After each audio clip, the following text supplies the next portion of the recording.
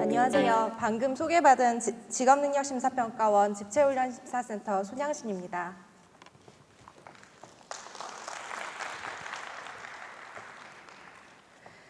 앞서 1부에서 설명드린 일반고 특화 심사 절차 및 기준 등에 대한 내역을 반드시 숙지하신 후 HRD넷을 이용해서 심사 신청해 주시기 바랍니다.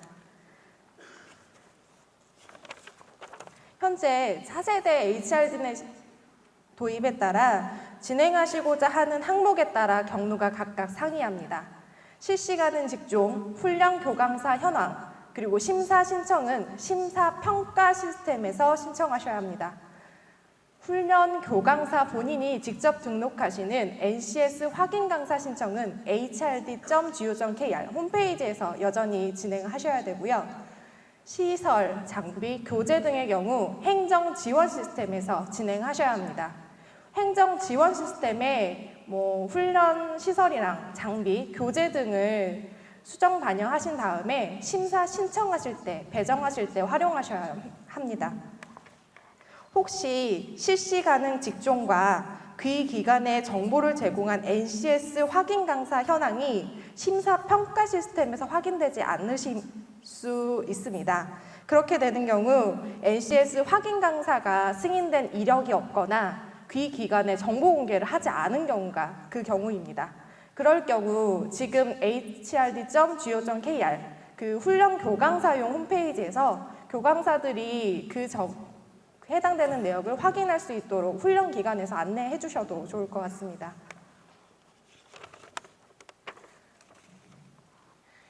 아시는 바와 같이 이번 심사 신청은 2017 6회차로 신청하실 수 있습니다. 공고문에 명기된 신청 기간 내에 신청을 완료하셔야 되는 거고요. 심사 신청 전에 반드시 사전 등록 단계인 교강사, 실시가능 직종, 시설, 장비, 교재에 대한 내역을 확인하시기 바랍니다. 훈련 과정별로 기본 정보, 훈련 과정 신청서, 운영 계획서, 훈련비 산출 내역서 등을 작성하신 다음에 신청 완료하셔야 합니다. 중간중간 저장 버튼을 누르시면 다시 그 해당되는 절차로 돌아가실 수 있으니까 저장 버튼을 반드시 눌러주시기 바랍니다. 앞서 드리는 내용과 관련된 페이지는 오른쪽 상단에 기재가 되어 있으니 확인 같이 해주시면 좋을 것 같고요. 이게 심사 신청을 하시게 되면 가장 먼저 보이시는 화면일 겁니다. 심사 신청하실 때 신청 훈련 사업에 관련되는 부분으로 훈련 과정명이나 훈련 목표, 훈련 내용에 대한 항목을 기재하는 부분입니다. 지금 앞서 많이 강조를 해주셨는데요. 훈련 과정명을 입력할 때는 훈련 대상자, 훈련 목표, 훈련 내용 등을 고려해서 훈련 과정명을 작성하여 주시기 바랍니다. 기존에 일반고 특화 훈련 과정을 심사 신청하셨던 이력이 있으신 기관들은 아실 텐데 과정명 제일 앞에 상단에 괄호하고 일반고 특화 이렇게 표기를 해주시면 훈련기관이나 추후 나중에 그 과정을 서치하시는 훈련 기관을 검색하는 훈련을 이수할 훈련생들이나 아니면 학생들한테 추천을 해주실 강사님들이 찾으시기 용이하실 것 같고요. 그렇게 보시면 될 것 같고 주훈련 대상자는 실업자 국기를 선택하시면 무조건 국기 직종 정의는 반드시 한 번 더 숙지해 주시기 바랍니다. 일반고 공모 요번부터 신청 한도가 도입됨에 따라 기존에 통합심사 신청해 보셨으면 신청 한도를 확인하실 수 있으셨을 거예요. 요번에도 이렇게 신청 한도가 표기가 될 거고요.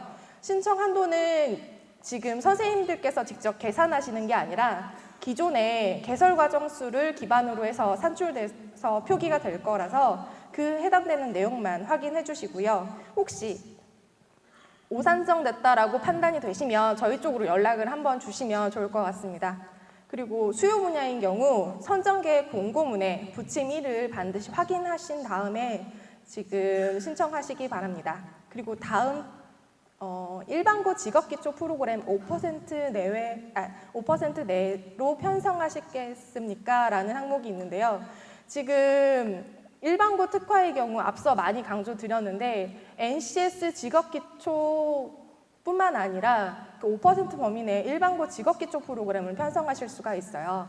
그런데 NCS가 아니라 BNCS 교과 실기에다가 이거를 교과목을 반드시 등록하셔야 된다는 점 기억해 두시고요. 만약에 예로 표시한 경우에는 반드시 해당되는 내역이 기재가 되어야만 신청 완료 가능하십니다.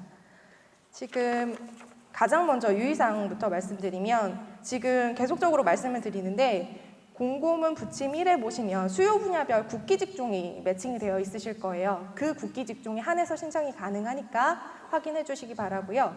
실업자 일반을 선택하시면 이거는 NCS 세 분류를 매칭을 해놨어요. 그래서 NCS 세 분류가 맞지 않는 경우에는 저장이 되지 않거나 저장이 된다 하더라도 이거는 부적합 판정될 것입니다. 그래서 공고문이나 설명의 자료집을 반드시 확인해 주시기 바라고요. 다음 항목은 지금 신청훈련 사업 계속 이어집니다. 그래서 훈련 과정의 주직종인 NCS 직종 세 분류를 선택하시면 그와 관련된 캐코 분류나 국기 분류를 선택하실 수 있으실 거예요. 그래서 그 관련되는 상세 팝업의 내역은 설명의 자료집 182쪽, 183쪽 이렇게 쭉 이어서 설명되어 있으니까 그 내용을 참고해 주시고요. 그 다음으로 작성하실 부분은 훈련 일수와 훈련 개월수, 전체 훈련 시간인데요. 평균 1회 훈련 시간은 이 세 가지 사항을 기재하시면 자동으로 기재가 되실 거예요. 그런데 뭐 8시간 초과하면 안 되는 거 이런 것들은 다 기본적으로 준수하셔야 되는 거고요. 요번에 아시다시피 10개월 1200시간 이상의 훈련 과정을 편성하셔야 합니다. 그런데 정규교육 과정을 준하도로 편성을 하시되 너무 장기간 설정하시면 그것도 문제가 될 수 있습니다. 그래서 지금 2월 중에 훈련 과정이 종료될 수 있어야 한다는 점, 그런 점 등을 고려해서 과정을 편성해 주시기 바라고요. 그 다음에 정원입니다. 정원은 지금 현재 정원을 설정하시게 되면 뒤에 훈련 시설이라든지 훈련 장비가 같이 연동을 해서 심사 기준이 적용이 되기 때문에 정원은 지금 선생님이 보유하신 훈련 시설 그리고 훈련 장비 등을 같이 고려해서 설정을 해주시고요. 그 다음은 훈련비 기준이라고 되어 있습니다. 훈련비는 기준단가 미만 훈련비 심사 3가지 항목입니다. 훈련비 심사를 선택하신 경우에는 나중에 훈련비 산출 내역서라는 것을 작성하셔야 되고요. 그에 관련된 증빙 자료를 반드시 첨부하셔야 합니다. 그렇기 때문에 기준단가 혹은 기준단가 미만은 첨부하지 않으셔도 되니까 혹시 본인이 신청하시고자 하시는 훈련 과정에 따라 이걸 선택을 해주시면 될 것 같고요. 그거를 선택하시고 난 다음에 나오는 거는 정부 지원 기준 훈련비와 실제 수강료를 기재하시도록 아마 나올 겁니다. 근데 기준 단가를 선택하시면 정부 지원 기준 훈련비는 선택하신 주직종에 따라서 자동으로 기재가 될 겁니다. 근데 실제 수강료는 아마 제로로 아마 표기가 될 거예요. 왜 그러냐면 정부 지원 기준 훈련비 외에 시장 결정 자비 부담을 받으실 금액이 있으시다면 거기에 포함해서 같이 기재를 해주시고요. 그게 아니라면 그 해당되는 정부 지원 기준 훈련비와 동일하게 기재해 주시면 됩니다. 지금 설명드린 부분은 설명의 자료집 75쪽에서도 확인 가능하신 내용입니다. 단 지금 주의사항이 훈련비 금액을 작성하실 때 작성된 금액을 그 총훈련 시간으로 한번 나눠보세요. 그래서 나눴을 때 소수점짜리 이하의 금액이 나오면 그거는 저장이 안 될 거예요. 그래서 반드시 소수점짜리가 나오지 않도록 정부 지원 기준 훈련비를 작성해 주시기 바랍니다. 혹시 이거 저장 안 되면 팝업이 하나 뜰 거예요. 그래서 그 팝업을 보시게 된다라고 하면 금액을 다시 한번 계산을 해보시라는 의미입니다. 그리고 지금 이 팝업은 실제 수강료가 정부 지원 기준 훈련비보다 낮을 경우에 이렇게 알림 팝업이 뜹니다. 이렇게 알림 팝업이 뜨면 그 메시지를 잘 읽어보시고 혹시 이게 내가 잘못 기재하지 않았는지 확인하신 다음에 기재를 해주시면 됩니다.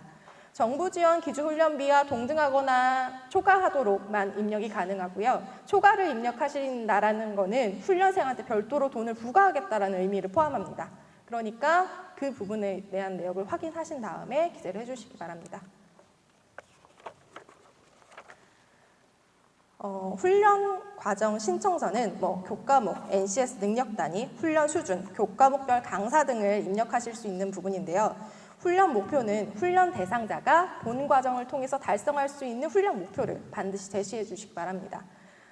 훈련 대상자도 고려를 하셔야 되는 거고요. 앞서 그 후에 작성할 훈련 내용, NCS 교과, BNCS 교과를 다 포함할 수 있는 내용으로 기재를 해주시고 훈련 수준을 고려를 역시 해주셔야 되고 자격증 취득 과정 여부도 고려를 해주셔야 돼요. 만약에 훈련 목표는 자격증 취득 과정인데 밑에 하단에 자격증 취득 과정 여부에는 아니오라고 되어 있고 그리고 훈련 내용은 자격증 취득에 관련된 내용이 들어있고 일관성이 맞지 않는 경우에는 부적합 판정될 수 있습니다. 그래서 자격증 취득 과정이 맞으시면 예라고 표시해 주시고 관련 자격 종목을 기재를 해주시고요. 단 자격증 취득을 하신다라고 하시면 그 과정에 필요한 내용들은 다 넣어주세요. 만약에 훈련 대상자가 어떤 조건들이 갖춰져 있는 분들이 들어갔을 때 문제가 없다라고 판단되는 부분이 있다라고 하면 예를 들어 5가지를 꼭 배워야 되는데 하나는 이미 이수한 사람들을 데려다 교육을 시키겠다라고 하면 그 하나가 뭔지를 여기다 기재를 해주셔야 돼요. 훈련 대상자 요건에다가.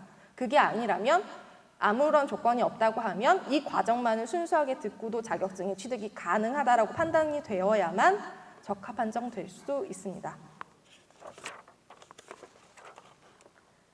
지금 현재 NCS 편성 기준을 적용해서 지금 과정을 구성하시게 될 거고요. 그래서 897개 NCS 훈련 기준을 적용하시게 되는데 미개발된 직종, 지금 간호조무사 직종이 그렇게 해당이 되고요. 그 직종에 한해서는 NCS 비적용이 가능한 상태입니다. 그리고 기존에 아시다시피 NCS 편성 비율이 70%가 되지 않으면 NCS 인정 시간에 직기초 시간이 포함되지 않는다는 거, 그거는 유의해 두시고요. 그리고 국가기관 전략산업 직종은 반드시 70% 이상을 선택하셔야 합니다. NCS 적용 과정은 NCS 소양교과, NCS 전공교과, BNCS 교과 이론, BNCS 교과 실기로 작성하시게 되는데요. 먼저 NCS 소양교과 부분입니다. 지금 이 부분은 NCS 소양교과 부분은 우선은 능력 단위를 클릭을 해서 교과목을 등록을 하고 그 선택한 직기초에 관련된 NCS 분류를 선택하신 다음에 저장하셔서 그 다음에 그 선택한 교과목의 강사를 배정하는 형태로 되어 있으세요.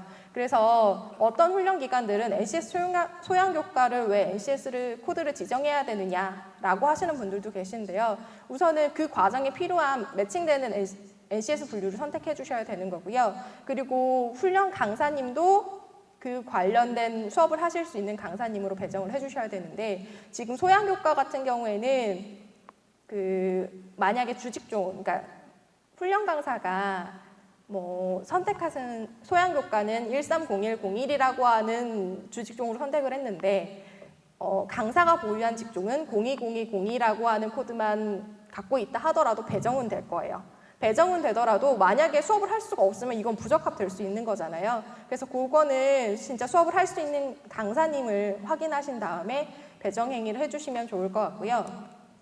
그리고 교강사 배정 시 이렇게 유의사항들이 있습니다. 교강사랑 강사랑 NCS 분류가 맞지 않으면 배정이 되지 않습니다. 단, 앞서 말씀드린 NCS 소양교과는 배정이 가능하시고요. 그리고 지금 직기초, 그러니까 일반고 직기초 부분도 배정은 가능하세요.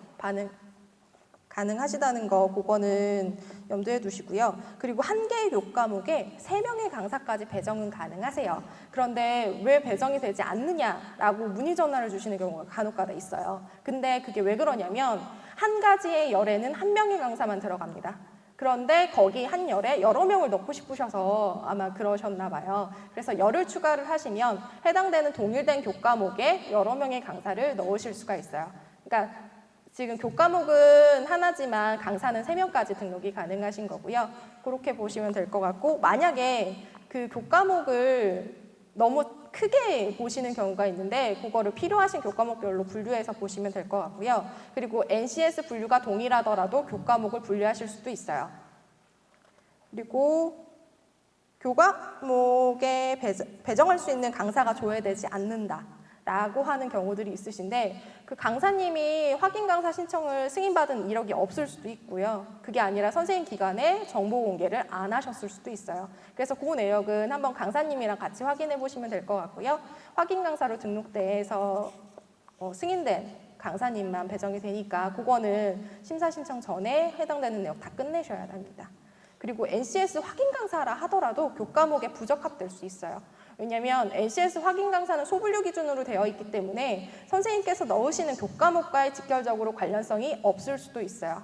그러니까 강사 배정하실 때 강사의 경력이라든지 자격사항 그리고 뭐 그 학력사항 이런 것들 잘 확인해 주시고 배정해 주시기 바랍니다. 그러니까 배정된다고 무조건 다 삽입하시는 게 아니라 적정성을 검토해 주시고 배정해 주시고요. 지금 다음은 NCS 전공교과입니다. 지금 NCS 전공교과는 앞서 선택하신 NCS 분류, 주직종과 그리고 선생님들께서 과정 수준을 선택하셨을 거예요. 그 수준과 관련된 NCS 분류가 쫘라락 뜹니다. 쫘라락 뜨는데 제일 왼쪽 상단에는 사용 가능 여부, 그러니까 사용 여부가 기재가 될 거고요.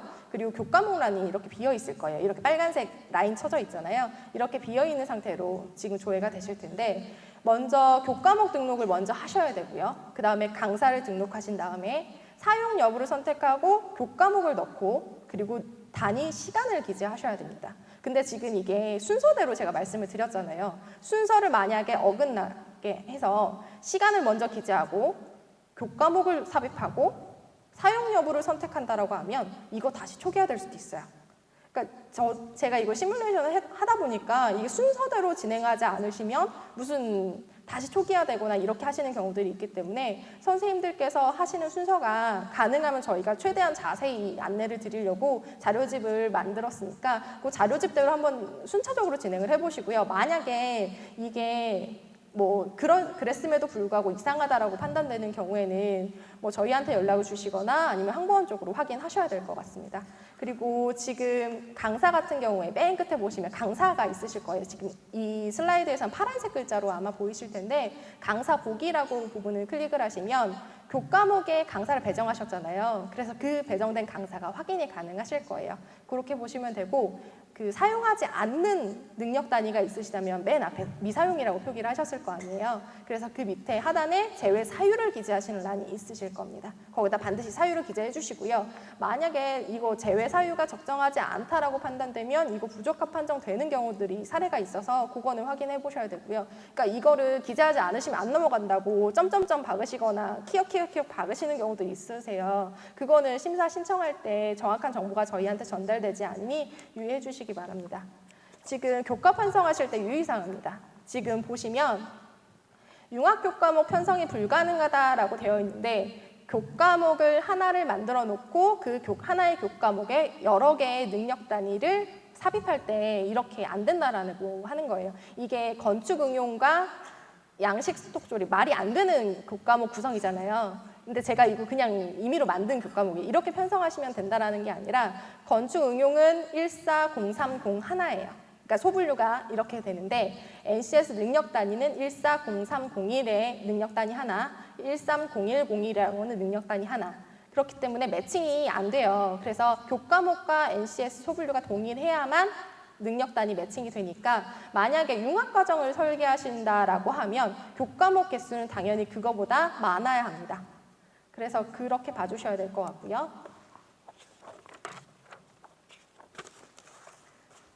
지금 BNCC 교과입니다. BNCC 교과는 말 그대로 선생님들께서 옛날에 실업자 계좌제를 진행하실 때든 이렇게 진행하실 때 본인이 교육하고자 하시는 훈련 내용을 자유롭게 기재하시는 항목이잖아요. 그래서 단원이라든지 세부 내용들을 다 상세하게 기재하실 수 있는 부분이라고 보시면 되는데요. 이것도 역시 교과목 등록 먼저 강사 등록하시고 그 다음에 열을 추가하신 다음에 단원 세부 내용 훈련 시간을 작성하셔야 됩니다. 간혹가다 교과목이랑 강사를 배정했는데 아무것도 뜨지 않는다 하시는 분들 계세요. 그러니까 NCS 전공교과는 내가 선택한 수준이라든지 주직종이라든지 이런 게 관련돼서 쭈루룩 능력 단위가 뜨는데 왜 내가 교과목을 등록했는데 아무것도 보이지 않는다라고 하시는 분들 계시거든요. 그렇게 되면은 이게 추가 버튼을 누르면 교과목이랑 단원이랑 세부 내용 기재하실 수 있도록 뜨니까 그렇게 봐주시면 될 것 같고요.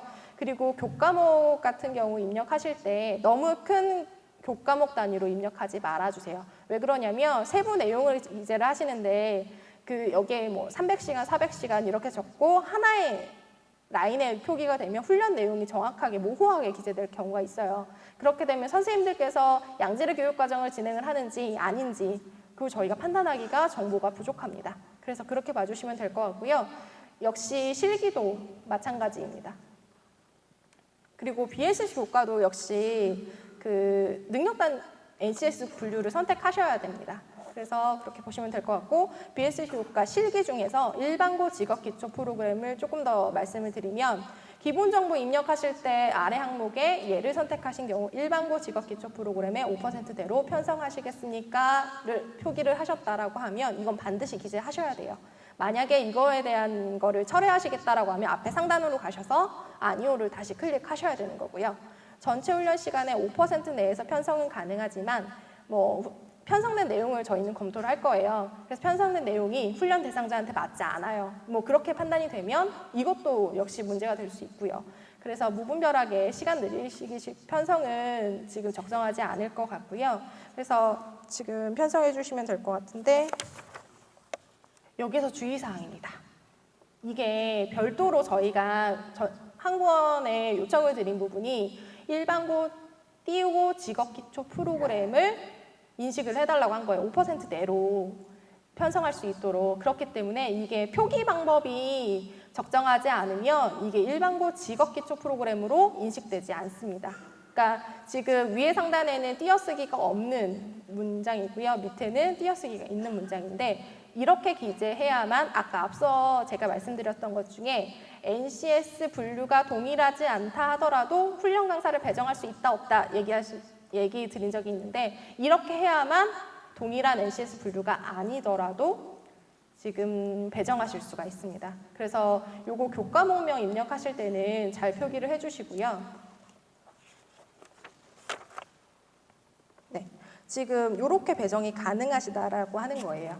지금 홍길동 강사와 조아리 강사가 있는데 지금 그 분류를 보면 다르더라도 홍길동이 일반고 직업기초 프로그램은 배정이 가능하고 밑에 조아리는 동일한 동일한 분류여야만 배정이 가능하다라고 하는 예시였고요. 네, 그 다음은 교수학습 방법 및 평가 방법입니다. 지금 선생님들께서 위에서 NCS 전공교과라든지 아니면 BNCS 교과라든지 이렇게 등록하시게 되면 그 교과목들이 여기 나열이 되실 거예요. 근데 NCS 적용 과정 중에서 지금 일부 테스트를 하다 보니까 그 위에 세팅한 거에서 전공교과가 왜 나열이 안 됐지? 라고 하는 경우들이 있으시더라고요. 보니까 위에 상단에 저장 버튼이 하나 있을 거예요. 그래서 저장 버튼을 한번 눌러봐 주세요. 만약에 본인이 사용한 능력 단위 중에 일부가 뭐가 안 뜬다라고 싶으시면 저장 버튼을 한번 누르시면 아마 그게 반영이 돼서 위에 상단에 작성한 내역들이 반영이 돼서 노출이 되실 거예요. 그렇게 봐주시면 될 것 같고요. 지금 그 나열된 능력 단위에 강의법이든 어떤 방법이든 교수학습 방법과 평가 방법을 기재를 하셔야 돼요. 그리고 기타 혼합을 선택하시는 경우에는 어떤 식으로 진행하시는 건지 기재를 해주셔야 되는 거고요. 이 부분도 그 필수값이기 때문에 혹시 기재하지 않으시면 저장이 안 되실 수도 있고 그리고 신청행위는 당연히 안 됩니다. 그리고 만에 하나 신청이 된다 하더라도 이거는 문제될 수 있습니다. 다음 역량심사 증빙서류 부분입니다. 지금 다른 통합심사랑 다르게 역량심사 증빙서류를 저희가 받고 있는데요. 그 서류의 서식은 지금 여기 예제받기라고 하는 부분을 클릭하시면 다운로드 가능하십니다. 여기 다운로드 해주시고 지금 거기에 잘 작성하신 다음에 업로드를 해주시면 되고요. 지금 파일 자체가 하나밖에 첨부가 되지 않기 때문에 그거는 만약에 다수의 파일을 첨부하실 일이 있으시다거나 이러면 짚을 이용을 하셔야 될 거, 짚 같은 그런 프로그램을 이용해서 파일을 저장을 해주셔야 될 것 같고요. 그리고 역량심사 서류를 작성하실 때 기존에 옛날에 있던 서식을 그대로 붙이시는 경우들이 있어요. 항목이 달라졌으니까 그거는 수정해서 올려주시는 게 바람직하실 것 같습니다. 네, 운영계획서 항목입니다. 운영계획서에서 가장 상단에 나오는 게 훈련 교강사입니다. 교강사는 앞에 교과목에 훈련 강사를 배정하셨잖아요. 그래서 배정된 강사의 정보가 쭈루룩 다시 뜹니다. 그래서 자동으로 배열되는데 이게 내가 강사를 누구누구를 쓸 계획이었는데 잘 배정이 되어 있는지 확인을 하시고요. 그리고 등록되어 있는 NCS 분류가 뭐였던 건지, 그 강사가 보유하고 있는 분류가 뭐였는지, 그리고 지금 담당 교과목이 어떤 게 배정이 되어 있는지 확인을 해주시기 바랍니다. 그리고 그 분류, 소분류를 클릭하시면 그 강사의 이력 정보가 아마 확인이 가능하실 거예요. 그래서 교과목이랑 강사의 이력이 맞는지 한 번 더 확인해 주시고요.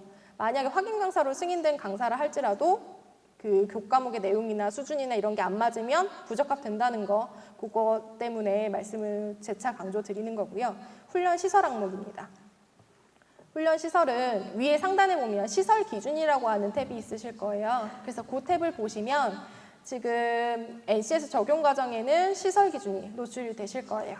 그래서 NCS 적용 과정이시면 그 분류에 따라서 필수 기준이 안내되니까 그거를 참고해 주시고요. 지금 한 가지 전산 로직이 걸려 있는 게 시설 종류를 강의실이 포함되어 있는 경우에는 정원 대비 면적이 안 되면 알림 팝업을 지금 저희가 걸어달라고 요청을 드렸어요. 그래서 팝업은 이렇게 하단에 있는 팝업처럼 뜰 거예요. 그런데 지금 이거 자체는 지금 전산적으로 강의실만 걸어놨어요. 그래서 실습실은 선생님들께서 반드시 시설 기준을 확인을 해주셔야 돼요. 그리고 지금 저희가 이거 전산을 다 걸어놨는데 간혹가다 그럼에도 불구하고 어떻게 신청을 하시는 경우들이 있어요. 그래서 혹시나 모르니까 확인을 해주셔야 될 것 같고요. 그리고 이게 훈련 시설이라든지 이런 부분들은 저희 쪽 심사평가 시스템에서 원래 작성하시는 게 아니라 행정지원 시스템에서 작성하신 다음에 그 정보를 끌어다 붙이시는 거잖아요. 그래서 만약에 수정이 필요하시면 반드시 거기서 수정을 먼저 하시고 진행을 하셔야 되는 거고요. 아까 그 훈련 시설 첨부하실 때 도면 넣지 말라고 강조하셨잖아요. 여기에다가 첨부 파일을 열어서 봤는데 도면이나 아니면 그 시설 내부 확인을 할 수 없는 그런 자료들이 있는 경우에는 문제가 될 수 있으니까 지금 이렇게 뭐 시설 면적이 잘 기재되어 있는지 첨부 파일이 잘 업로드되어 있는지 확인을 해주셔야 될 것 같습니다. 그리고 훈련 장비입니다. 이것도 위에 상단에 보시면 장비 기준이 표현이 될 겁니다. 그래서 그 활용하신 NCS를 고려해서 필요한 장비들은 다 기재를 해주시고요. 장비를 기재하실 때 사양, 규격, 그리고 어떤 경우에는 유효기간 아니면 어쨌든 저희가 심사할 때 필요한 정보들은 반드시 기재를 해주시고요. 만약에 기재하실 난이 없으신 경우에는 비고사항에다가 다 기재하시면 돼요. 근데 지금 그렇다고 지금 여기에 기재되어 있는 내용 중에 보면 모델명이나 제조일자 이런 것들을 그냥 임의로 기재하시는 경우들이 있더라고요. 그래도 그러니까 사실과 맞게 기재를 해주셔야 될 것 같고요. 장비명 기재하시거나 그리고 설치 장소가 있어요. 설치 장소도 저희 심사 때 보고 계세요. 그래서 설치 장소도 같이 잘 기재해 주시기 바라고요. 그리고 훈련 장비할 때 그 훈련 장비 조회하면은 이렇게 하단에 있는 팝업처럼 뜨실 거예요. 그래서 지금 설정값을 있음이라고 표현을 하면 훈련 장비를 찾기가 조금 더 편하시니까 그렇게 봐주시면 될 것 같고요. 지금 저 있음이 장비 증빙 파일이 있느냐 없느냐 그의 있음이에요. 지금 저희가 증빙 자료가 없으면은 지금 첨부가 안 되거든요. 그래서 그 다음 항목은 훈련 교재입니다. 지금 저희 훈련 내용이 구성되어 있는데 교재가 없으면 부적합 판정할 수 있다라고 앞서 설명을 드렸었는데 이 항목에다가 해당되는 내용을 추가해 주시기 바라고요. 그리고 그 기재하시는 내용 중에 목차 그리고 훈련 그 교재 표지 등은 첨부 파일에서 확인이 가능해야 되고요. 교재명은 당연히 정확하게 입력을 하셔야 되고 그리고 저자랑 출판사 발행 연도 이거 잘 기재해 주셔야 돼요. 발행 연도는 왜 중요하냐면 저희가 예를 들어 출제 기준이 변경됐다거나 자격증 취득 과정인 경우 아니면 특정 시기에 무슨 이슈가 있어서 변경 내용이 반드시 반영이 필요한 경우가 있어요. 그렇게 되면 발행 연도가 굉장히 중요할 수 있어요. 왜냐하면 예를 들어 지난달에 출제 기준이 변경됐는데 이번에 심사 신청한 과정이 출제 기준이 반영되지 않은 교재로 활용한다라고 치면 내년에 운영할 과정인데 맞지 않는 거잖아요. 그래서 저희는 부적합 판정할 수도 있습니다. 그리고 훈련 교재는 반드시 무상으로 지급해야 되는 거기 때문에 무상으로 표기되어 있지 않으면 추가하실 수 없습니다. 다음은 훈련비 산출 내역서입니다. 훈련비 산출 내역서는 지금 선생님들께서 기준단가 혹은 기준단가 미만을 선택하셨다면 작성하지 않으셔도 되세요.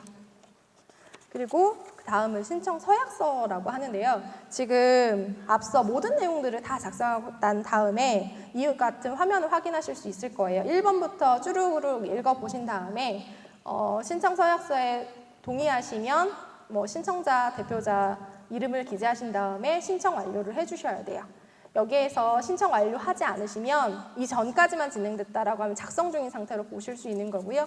신청 완료를 완전히 하셔야 됩니다. 지금 여기까지가 심사 신청에 관련되는 부분이었고요. 지금 다음 보시는 이 슬라이드는 심사 신청 현황이라고 하는 탭이에요. 지금 선생님들께서 심사 신청 버튼을 눌러서 진행했던 거에 저장값들이 들어가 있는 위치예요. 그러니까 심사 공모 현황이라고 하는 부분에서 선생님들께서 아까 작성하셨던 2017년도 6회차를 선택을 하시면 본인이 작성하셨던 작성 중인 부분과 신청 완료하셨던 부분들이 쭈루룩 보일 거예요. 그래서 그 과정을 보면 되는데 우선은 심사 신청 기간 내에 심사 신청 완료는 당연한 거고요. 회수를 만약에 하시게 되면 작성 중 상태로 바뀌어요. 그래서 그 과정명을 아마 클릭하시게 되면 작성하셨던 상태로 다시 돌아가게 되는 거고요. 그래서 거기에서 수정하실 부분이 있다라고 하면 수정하신 다음에 다시 신청 완료해 주셔야 됩니다. 그리고 여기서 과정 삭제 버튼이 있을 거예요. 그러니까 회수, 과정 삭제 이렇게 단어들이 말 그대로 삭제하시면 과정 삭제하시면 아예 없어집니다. 이거 복구 안 되니까 이거 누르실 때는 조심하셔야 될 것 같고요. 그 신청 마감일을 준수해 주시고 신청 완료된 경우에 한해서 수정 보완이 가능하니까 수정 보완 기간이 발생하기 전까지는 그 수정 보완이 안 되세요. 그래서 신청 기간이 종료됐는데 갑자기 6시 이후에 저희가 금요일 날 6시까지잖아요. 6시 5분에 회수 버튼을 눌러버리시는 경우들이 있으세요. 그거는 아예 심사 받지 않으시겠다는 의미로 저희는 해석이 될 것 같고요. 그리고 수정 보완 기간에 삭제 버튼을 역시나 누르시게 되면 그거는 신청할 의사가 없는 걸로 간주될 수 있습니다. 왜냐하면 새로이 과정을 생성할 수가 없어요. 기존에 있던 거를 수정하실 수는 있으나 생성이 불가능하기 때문에 그거는 삭제 버튼을 누르시는 거는 주의해 주셔야 돼요. 그리고 수정 보완 기간에 회수를 했어요. 회수를 한 다음에 다시 신청 완료하지 않으시면 그거는 과정은 신청할 의사가 없는 걸로 간주됩니다. 그래서 회수하셨다가 다시 신청하실 때도 신청 기간을 확인해서 준수해 주시기 바라고요. 그리고 다음은 저희가 요번에 새롭게 적용하지 않았던 심사 절차인 유효기간 연장 심사입니다. 신청 기간은 앞서 공고문이라든지 이렇게 안내됐던 바와 동일하고요. 그래서 지금 보시는 위치가 이렇게 유효기간 연장 신청 목록에서 선생님들이 예전에 받으셨던 회차를 검색해서 신청하실 수 있습니다. 그러니까 유효기간 연장 심사의 대상 기관이 아니더라도 신청은 가능하실 수도 있어요. 그렇지만 만약에 요건에 해당되지 않으면 그거는 승인되지 않을 거니까 그렇게 참고해 주시면 될 것 같고요. 자세한 거는 설명의 자료집이나 공고문에 표기되어 있습니다. 네.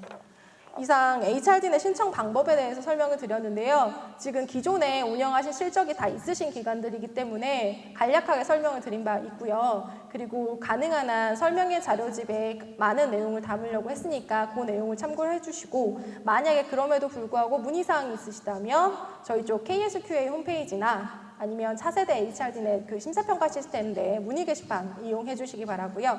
그리고 혹시 그 전산 활용하시면서 문제 있으시거나 그렇게 되시면 그거는 한국고용정보원으로 연락 주시면 처리가 가능하실 것 같습니다. 이상입니다. 감사합니다.